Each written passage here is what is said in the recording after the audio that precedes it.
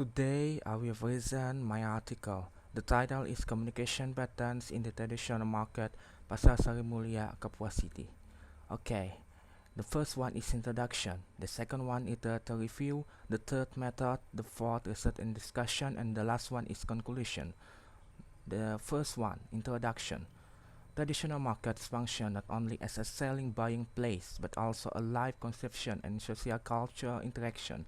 Furthermore, it can be figured out that the existence of traditional markets lies on social factors including norms, beliefs, and bargain, which can strengthen loyal network of market visitors to keep shopping in traditional markets.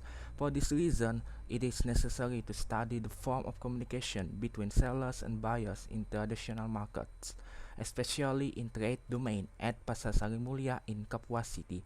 Therefore, through this paper, the writer conducted a research on the communication pattern which were used in the traditional market in Kapuas district, namely Pasar Sari Mulia.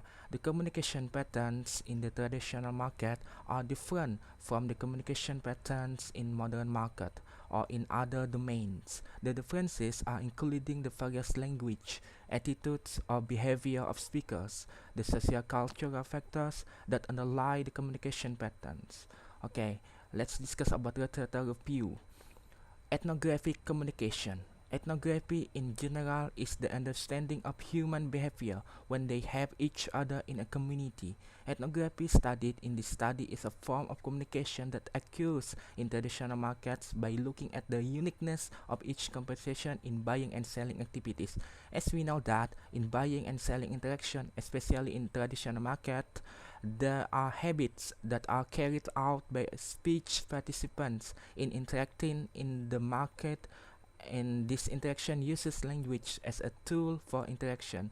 The buying and selling interaction between sellers and buyers in traditional markets is an ethnography of communication. Ethnography of communication is a combination of anthropology and sociolinguistics in the study of communicative behavior as it functions in its context. Okay, next, consumer behavior and attitude in traditional market. Shopping behavior of consumers and their habits depend on numerous factors: degree of development of a region or a city, presence of various sales chains, culture, and traditions. Shopping habits are determined by demographic variables: age, education, income, gender, place of residence. There are also three factors which influence consumers in decision-making process. They are personal factors, psychological factors, situational factors. Next, code switching and code mixing. Code switching change a language or variety of a language to another language due to changing circumstances or topic conversation. And then code mixing two or more languages or varieties of a language in a utterance without changing a topic conversation. Okay, let's discuss about method. The method of this research is use a qualitative approach. This research will analyze about how culture influences a language and how language itself will make a culture in a domain. Data collection techniques are observation in the traditional market and also use library research. Furthermore, the research problems of this paper as follow.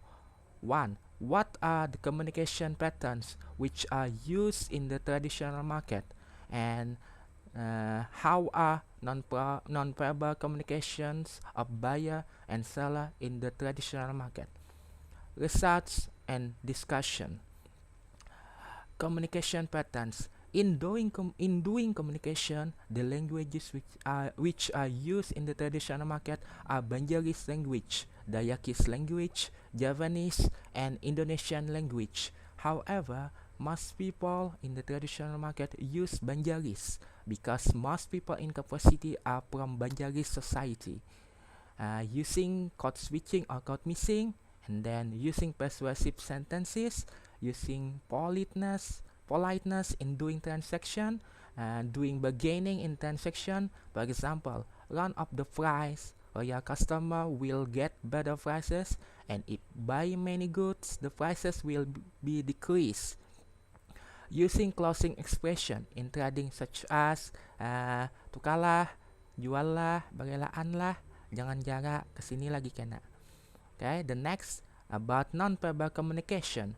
In non-verbal communication, showing the nicer goods in order to make buyer also buy the others. If bargaining process is failed, when a buyer walks away from a seller will call the buyer again and then finally agree with the buyer about the price. The intonation and volume of voice when bargaining also low, soft, and begging in order to make a seller agree with the price. If there is a bad sign of buyer's gesture and facial expression about a price of certain product, the seller will quickly say the price can be lower, or showing the similar product but its price is cheaper than before.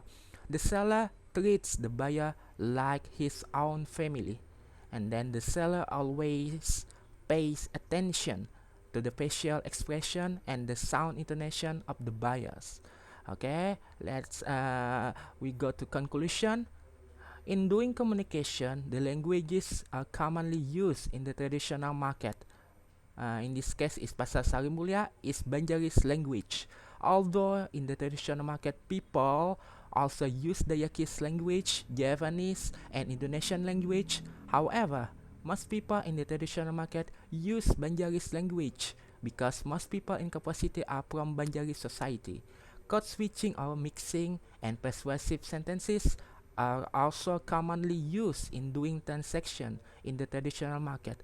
Both sellers and buyers use unique communication patterns and nonverbal communication in trading, especially in attracting buyers, bargaining process, and also in closing expression of trading.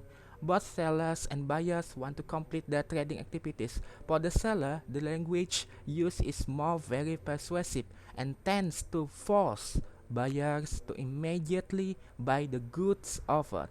Okay, thank you.